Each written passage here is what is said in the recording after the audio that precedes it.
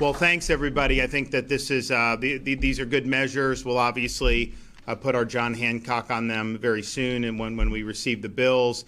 But we just wanted to make clear exactly where we stood and to give credit to the folks who work these, both at the state level with Commissioner Simpson and Dr. Latipo, but also at the local level with the commissioners here in Miami-Dade and many other counties around the state of Florida. And then, of course, to see Ileana. I think she's fine. You know, sometimes you have these things, and so she bounced back and was able to give a great presentation. But her really being determined and leading on this effort was vital for that to get passed, because there was a time where it looked like the House was going to deep six it. And I do think it was people were speaking out. This was something that mattered to a lot of people. And when you get elected, you know, you run on what you're going to do, and when you deviate from that and you're not doing the people's business, that's not a recipe for success. And I think you saw a lot of that, you know, in the Florida legislature, particularly the Florida House, with a number of different things. And so this was in doubt. It got there. The condos were in doubt. And I think the Senate had a great bill that they got across the finish line. But, you know, one of the things that I called on for many months now and have huge support from the people of this state is what Florida families would like. You know, we don't have an income tax. We're never going to have one as long as I have anything to say about it. So we don't have to worry about that, at least not yet. Who knows down the road? But for me, like, don't worry. Like, it's never going to happen. But and then we're fortunate that we have 142 million visitors last year. A lot of our tax revenue is paid by non-Floridians, the tourists, the Canadians, the snowbirds. Like, that's a good thing, so we have less of a burden on Florida families. But the one thing that is pinching people are property taxes. And so I said, you know, ultimately we want a constitutional amendment on the ballot, because this is local governments, you know, that are doing it. The state's role is minimal. We can't just, you know, change the millage rates, although there is this, you know, required local effort that we could definitely relieve people of, and we're working on doing that. But in the before you get on the ballot, you know, people can get relief now. We had a great proposal that would give people, homesteaded Floridians, particularly middle class, you know, $500 to $1,000 rebate on their next year's property tax bill, November, when you get the notices going out. And that would be like really, really good. And we have a lot of support from individual legislators. But, you know, this was not anything that the House leadership was willing to entertain, and largely just because they want to be different than me. If I'm saying property tax, they're saying, you know, they actually want to cut taxes for Canadian tourists. You'd get like $40, I think, a year and no property tax. Are you kidding me? So, but they realize that that's not a good spot to do. And so what the House leadership did, the last day of the legislative session on Friday, convened a committee of 37 people, including some of the most left-wing Democrats in the state of Florida. We have almost a 3-to-1 Republican majority. You shouldn't be trying to resurrect the Democratic Party when you have a 3-to-1 majority. You should be winning and continuing our wins. Instead, they're doing that. So you're putting very far left on this committee, and then they have a hearing on the last day of session. And I don't even think I need to say this, because I think most people get this, but if you have a legislative body that is creating a 37-member committee, they're not doing that because they want to give you property tax relief. They're doing that to try to kill property tax relief. So this is a total dog and pony show. This is not anything that is credible. The fact that you would wait until the last day of the legislative session, that just shows your cards. It shows, you know, what you're trying to do. That's not what the voters sent any of these guys there to do. They want relief from property taxes, and we have an opportunity to do that. Doing that committee, you know, and have very left wing on the committee, that ain't cutting it. And I don't think anybody is fooled when they start to see those types of things. If I wanted something done, I do it. I don't put a committee of 37 people together where they're not going to be able to agree on anything. So just know that that's something that is that was done at the last day. Obviously, they didn't even come close to doing a budget. They didn't come close to doing, their basic core constitutional functions. And so now they're saying they're going to, do it by sometime in June. The reality is, it's honestly not that difficult to do any of this stuff. You know what you do? You just look back what's been done under the last 6 years. You look at when Wilton was Senate president, or Kathleen Pasadoma, or Paul Reder. You just look at that and you basically copy and paste. That's really all you have to do. You don't have to do much different. And so it shouldn't be that hard to get this done and to just do your job. But when I see a committee of 37 people, when I see far left Dems being injected into this process, when you have a 3-to-1, almost a 3-to-1 Republican supermajority, which, by the way, they didn't have before I came along. So why would you be doing that?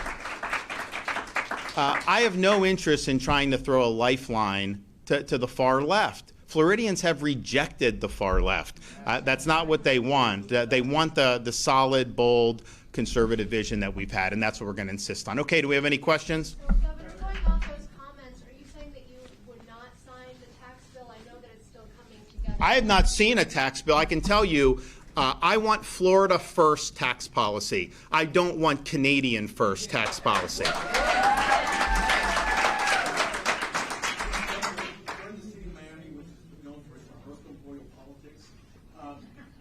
The city commission and the mayor are trying to insert reforms, and they're trying to push back this year's election to 2026. Are those true reforms, or is that just a way of kind of extending their political lifespan? I don't know the details. I just tell you I'm highly skeptical of that plan. Let's just put it that way. Yes, sir. Governor, you mentioned condo reform. The House and the Senate both passed one. What did you like about the bill? What didn't you like about the bill? And ultimately, what would you like to see when it comes to condo relief? So many concerned citizens here in South Florida. And I've been a concerned citizen too. And I was down here hosting roundtables last fall because people said they needed relief, and they did need relief. This bill, the bill that had been enacted, was doing things that it was not supposed to do or intended to do, and that was so far afield of the safety concerns with a building collapse like we saw at Surfside that something needed to be done. What I didn't like about the House bill initially was that it was more geared towards developers, and it probably would have helped force people out of their units, and in Miami especially, some of the older things. And people think these are all like multi-million-dollar places on the ocean. No, you have places all over this county, and people own them free and clear. They can't afford a $100,000 assessment. So then they're forced to sell. And yeah, they probably would make more money today than they would have 20 years ago because people want, but then where do they go? They can't afford another house. And so I thought the House bill was bad. The Senate bill that Jennifer Bradley did, that Ileana Garcia, that's basically what passed. And I think that recognizes the crushing impact that some of these assessments are having, and I think it provides a way to be able to keep people in their homes. And so I think all in all, I think it was well done. If there needs to be more done, then I'll be supportive of doing it. And I hear some people in the House, they were trying to say that if you do condo relief, that somehow you're bailing out condo owners. But you're not bailing them out from their decisions. You are relieving them from legislation that has caused this. And we could sit there and talk about these condo boards, and should some of them have been doing more upkeep? Yes. 100%. I mean, honestly, these condo politics, you want to talk about Miami politics? Yes. The condo politics is cutthroat. So there's a lot of stuff. But the way you do that, you reform that process. You provide more transparency. You do things, and I think there's some things in the bill that may address some of these things. That's what you do. But you also have to realize Rome wasn't built in a day. To just demand that everyone all of a sudden pay all these assessments, and assessments, quite frankly, on things that are not like the difference between the building being viable or not viable. It was way beyond that. So I think that it ended up in a good spot. I was not supportive of the House bill. I would have vetoed that and called them in for special session. And don't forget, I did the special session in January, and we did the immigration, which the House didn't want to do. And now we did it. Now everyone's celebrating because we're working with ICE and we're getting all these people off the streets. None of that would have happened had we not done that legislation. I mean, that's just the reality. And that was us doing it.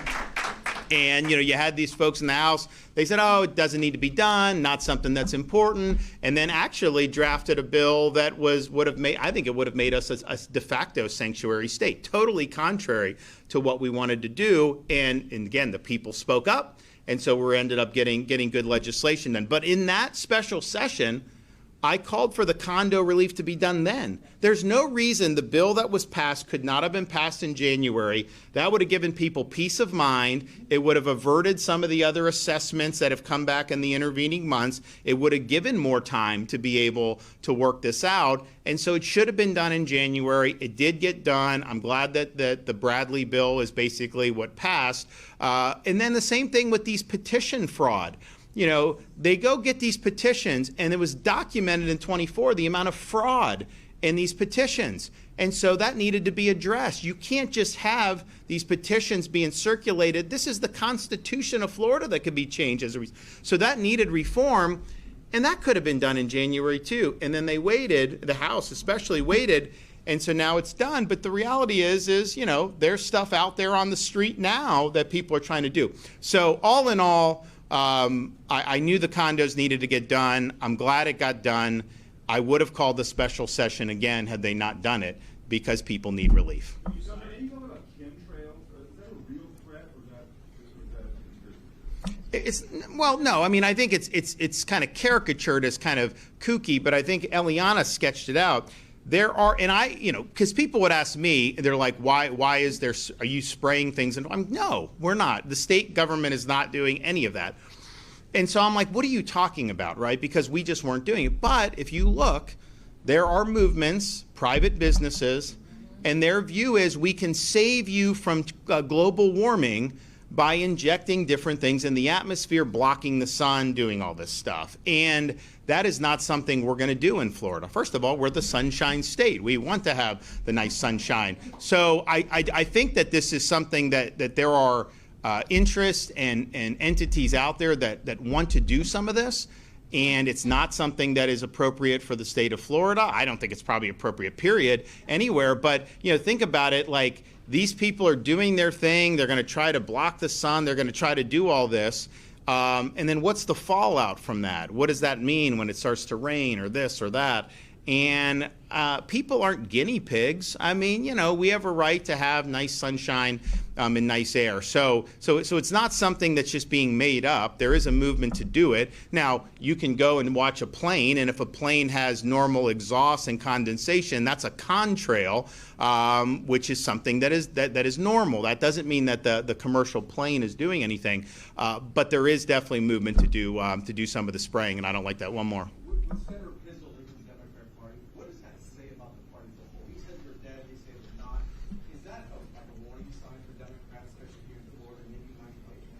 Well, I think what's happening is people are reading the writing on a wall. You can't get elected with a D by your name in many parts of the state anymore. Even Miami-Dade is tough, right? Because they've seen, and quite frankly, it's because we've really exposed the left. I mean, remember, who was fighting me about having Florida be open during COVID? It was the left that was fighting us. Who was fighting us when we banned the mandates? It was the left that was fighting us. Who was fighting us when we said that third graders shouldn't be taught in school that they were born in the wrong body and their gender's a choice? It was the left who came after us and attacked us on that. Who came after us when we said we're not going to allow the rioting and we're going to have an anti-riot law and all this stuff, and Wilton helped pass that? It was the left that came after it. And so we've just drawn such a sharp contrast, I think an effective contrast, that basically you have committed people on the left, and that's their view. But like most other people now, that's why we have 1.2 million more Republicans. We used to have, when I became governor, we had 300,000 more Democrats. So you've seen a big shift. So part of that is that. But then part of it, I think what you're seeing, and I think you're seeing this in the legislature, is people realize they can't get elected unless they have an R by their name. So you have people that are smuggling their leftism into the Republican Party.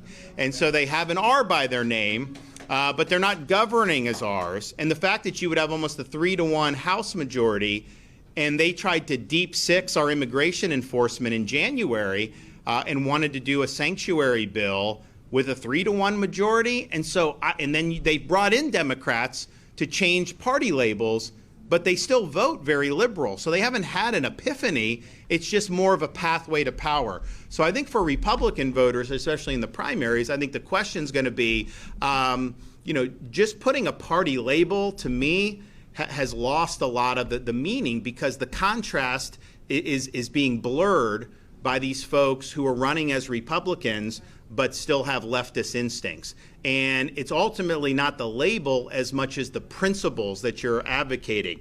What is motivating you to do all this? And if you're being motivated by leftism, you can put whatever lipstick you want on that, but leftism is a pig. Putting lipstick on it, it's still a pig, guys. And so that's something that I think we have to watch out for. I mean, clearly you're going to see that in Miami-Dade as the registration. I mean, we may end up having, within the next 6 to 9 months, more registered Republicans here than Democrats county-wide. It's very close to happening. Maybe a year. But what I tell Republicans, too, is the surest way to see Florida go back to being a purple, or even maybe being, because when I got elected, they said Florida was about to become a blue state. The surest way is to dull the contrast between what we believe and what the left believes. And part of that is throwing lifelines. I mean, we just had this, we've had some of these issues on the property tax, empowering the left on muddling up our property tax relief. Why would you do that? You don't need to do that. You have almost a 3-to-1 majority. You should be leading with purpose and conviction on that. Some of these other things they were doing, we worked really hard to do litigation reform, and it's had an impact, a positive impact business-wise. It's had an impact on premiums, where we've finally seen some stability. And even in the citizens insurance in Miami-Dade, you had a lot of people that have gotten a decrease this year. No one thought that was even possible a few years ago. And they tried to undo that. No one was asking for those reforms to be undone. It would have given more money to lawyers. These are lawyers that by and large support leftist causes. Why are you throwing them a lifeline? It's bad policy, and it's also very bad politics. And so that, I think, is going to be the test. Are you in this to solidify, the success and expand on it, or are you trying to leverage this Republican voter advantage for your own purposes or liberal purposes? And that's very much up for grabs right now. I mean, think about it. You've had this legislative session, you had the largest Republican majority we've ever had in the Florida House of Representatives, and yet it was the least significant and consequential of more recent majorities. Certainly when the previous 2 years, and then when Wilton was Senate President, the House was churning out a lot of great stuff. My first 2 years, we had Jose Oliva from Miami churning out a lot of great stuff, and that kind of has gone astray, under the current iteration. And you have to ask yourself, if you have all these numbers, why aren't you really being bold? Why aren't you seizing the moment to deliver really big things for the voters that put you there? So that's going to continue to be a dividing line, and I think that voters are more and more, the people I talk to come up to me now, they're surprised at what they've seen, in some of the stuff in Tallahassee. They don't understand it because we've had a winning formula. We've been able to deliver good. I mean, the fact that we're #1 economy, all these other things, that's positive. Our fiscal's positive. So it is a little bit frustrating, but here's the good thing about it. Ultimately, you elect people, they get in there, they can go, they can drink the Kool-Aid in Tallahassee, they can not listen to you, but you do get a say in this, every 2 years when you're looking at it. And I think that's going to be some interesting conversations when we get around to the 2026 cycle. Thank you, guys. See you later.